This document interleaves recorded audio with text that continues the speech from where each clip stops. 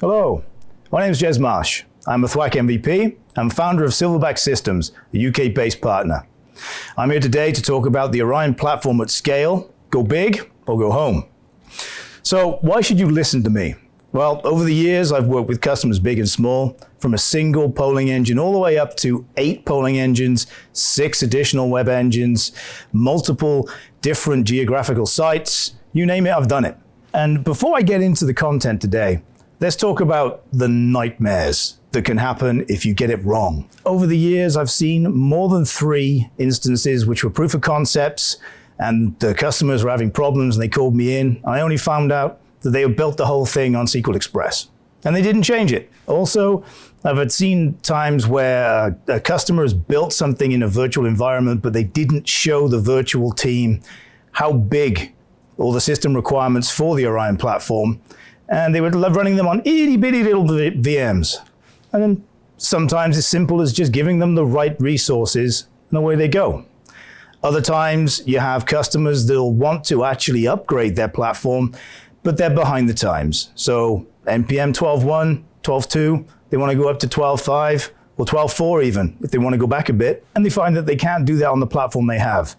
Then they call me in, and I actually have to say, well, throw that away, build another one in parallel, and then once you've got the history that you had in the previous instance, go with the new one, decommission the old one. And I think the final and, in a way, most egregious problem that customers have is they don't stick to the default polling intervals. I've had a few customers that have gone down to 10-second polling intervals, tried to load 1,200 VMs in there and realized why nothing happens. Sometimes you just have to read the instructions to make sure you're going to get a good experience.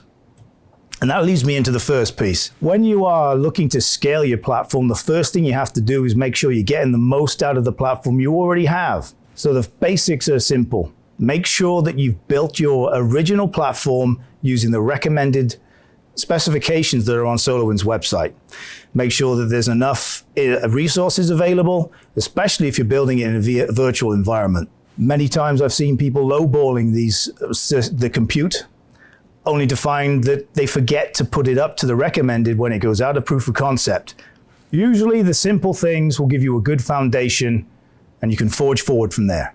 If you haven't already got a polling engine, or you haven't already got a Orion platform in place and you want to start again, or start from scratch, the first thing you need to do is be honest with yourself. Count the number of devices you need to monitor.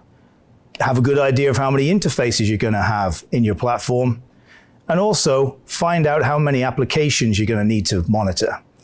Once you've got that information, have a look at the sizing guides on the Orion website, and then you'll know exactly what platform you need to build to give you a good start. But if you find that you've done all that right and you're struggling, maybe it's time to think about the scalability engines. And that's the next section. When you're talking about scaling, the first thing you need to consider is which fit is your business. There are 2 ways to go. You can either go straight into using the scalability engines, or you can consider using EOC, or the Enterprise Operations Console. So what's the difference between the 2 paths? For the additional polling engines, which is one of the scalability engines that we're going to talk about today, you would consider using those first instead of EOC if you have a single Orion deployment, in other words, one single big instance. And also, if you need to keep all of your data in a single database, going straight to the scalability engines is the way to go for you. The second path is if you use EOC. Now that's useful if you need to have multiple Orion instances, if you need to have a consolidated management of those instances, and if you need data in multiple repositories. So now I've given you an introduction about the 2 different paths. Let's talk about the use cases for these 2 options. If you're going to go straight into using the scalability engines for additional polling engines specifically, you'd be looking at doing that if you're exceeding your polling capacity on your current polling engine, or if you're looking at geographically remote polling. So if you have a couple of offices, but you want to make sure that you can poll them locally to avoid the speed of light problems of polling over a WAN. Also, if you have a high security environment, which means you need to poll that from within the environment. And finally, if you've got more than one client location, especially if you're an MSP, you may need to put a polling engine in each of your sites. Now, for the Enterprise Operations Console, that would jump out at you if you need segmented management by business unit. So if you have a financial office in the US and then you have an administration office in the UK, that's when you might want to have multiple instances. Also, if you have a large infrastructure with low bandwidth between sites, having multiple small Orion instances all managed by EOC will help you.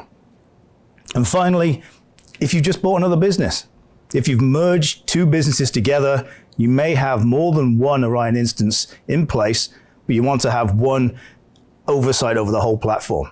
That's where EOC will help. The scalability engines. What is an additional polling engine? Now, the primary function of an additional polling engine is simply to extend your polling capacity. If you've reached the capacity on the primary polling engine you had when you deployed Orion, an additional polling engine will give you the ability to monitor more things with the license that you've bought. As I said previously, if you need to manage devices in a geographically diverse location, having an additional polling engine in that site, especially if you're talking about different countries, will give you the ability to make sure that the information that you have in the database is a real representation, especially important when you're looking at response times.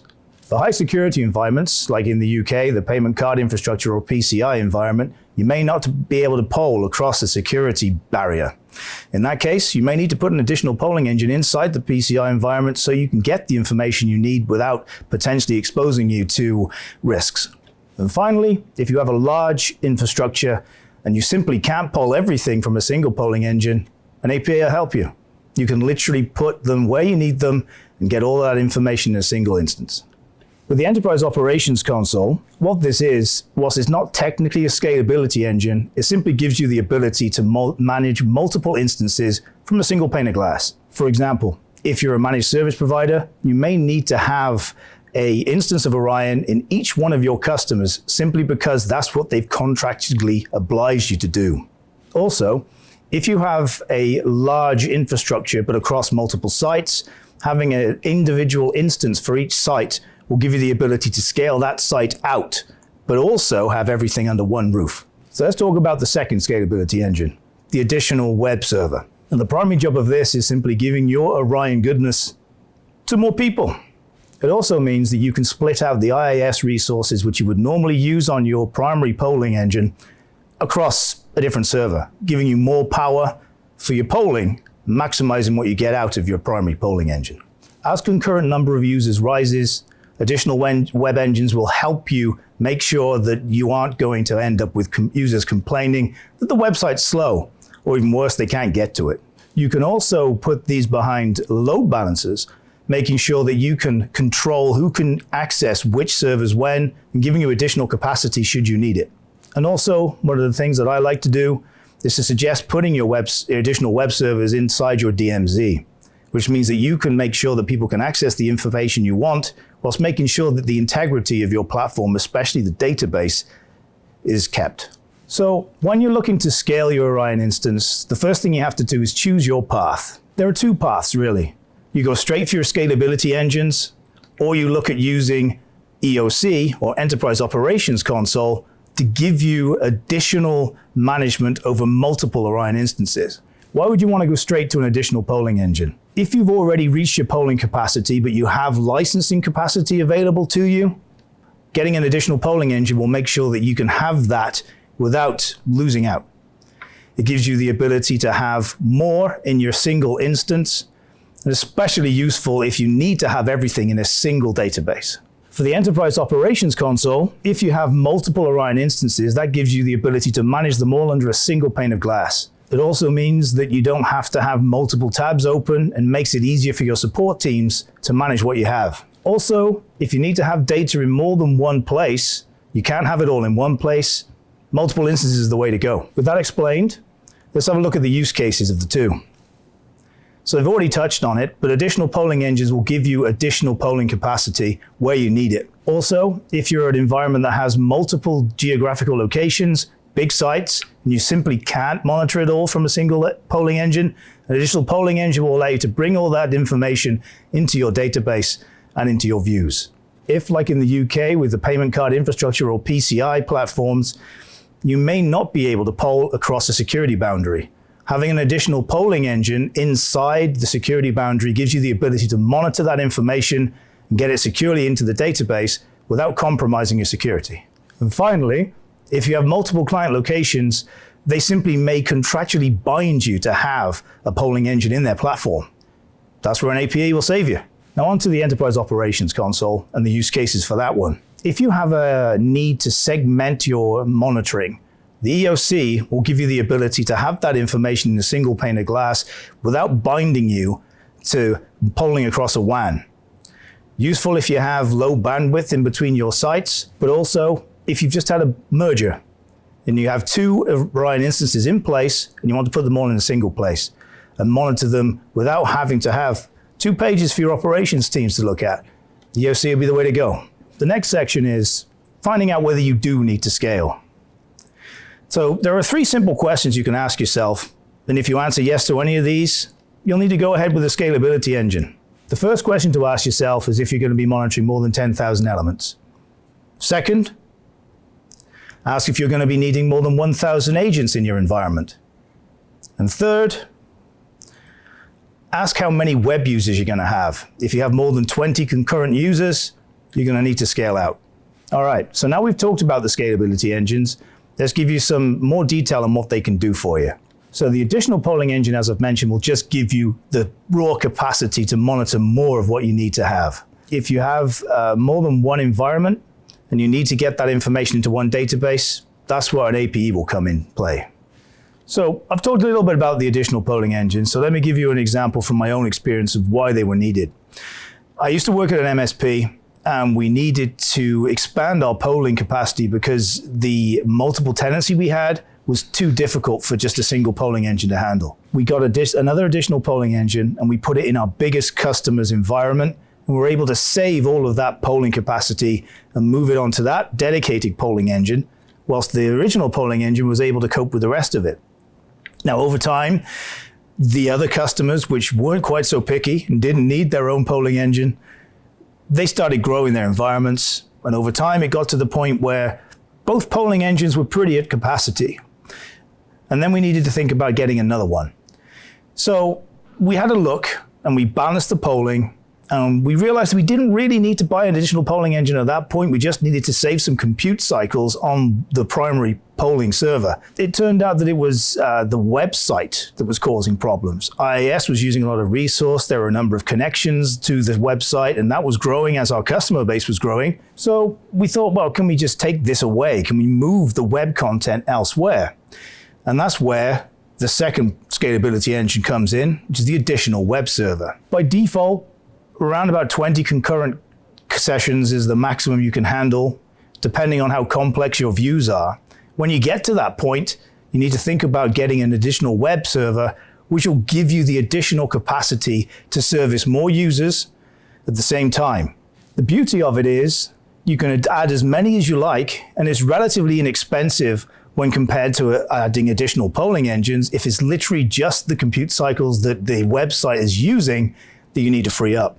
And you can further improve things by load balancing them.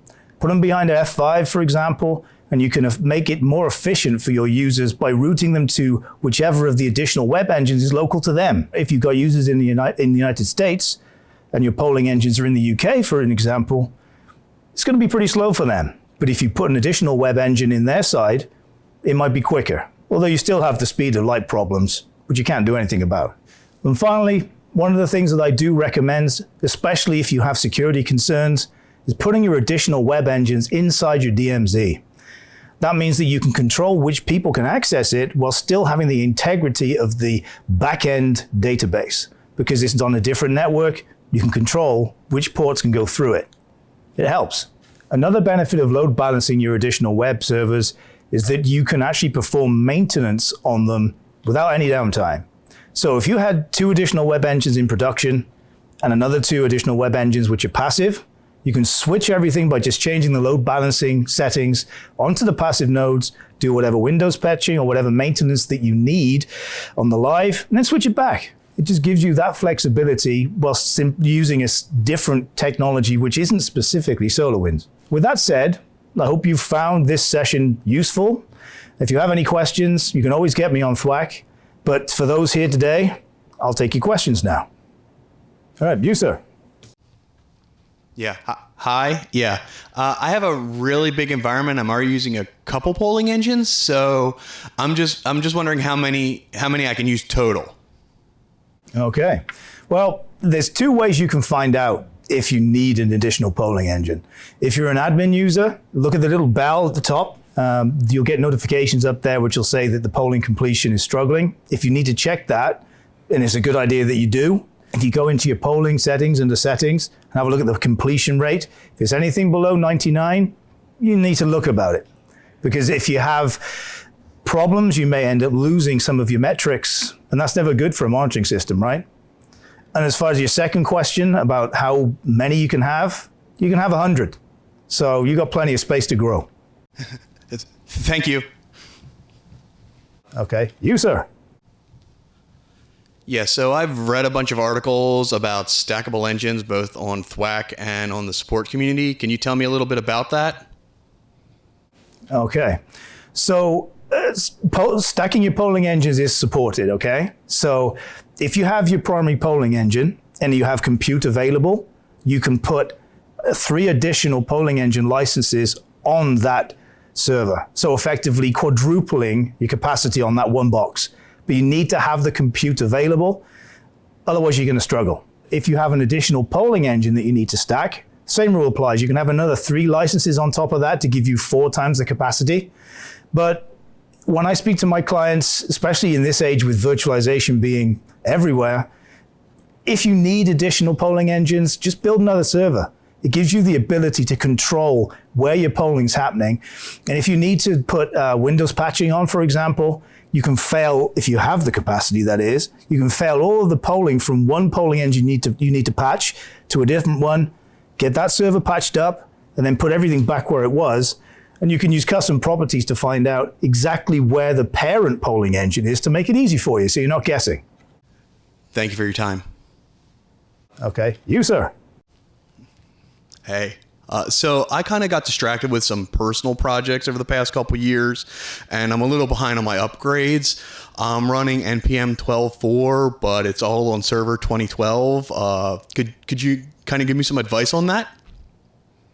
Okay. You're in a difficult spot, firstly. Yeah. If I was asked to do this for you, the first thing I would recommend you do is throw it away. Not literally, but the system requirements from 12.4 onwards have changed. Your current operating system is not supported, so you'll need to provide additional servers, new servers to replace what you have. So what I would do is get some trial evaluation licenses. You can reach out to your SolarWinds sales rep for that, and then build something in parallel. Sure. Make sure you've got everything monitored in the new platform that you had previously. And then when you've got the right amount of history in your database, 30 days or whatever it is, then you can switch all your users to looking at the new platform, and then you can decommission the old one. That would be what I would recommend. All right, cool. Thanks, man. That's all I've got time for today. But I thank you for your attention. It's been a privilege to talk to you today. If you have any other questions, reach out to me on Thwack, and I hope you've enjoyed it. Thank you.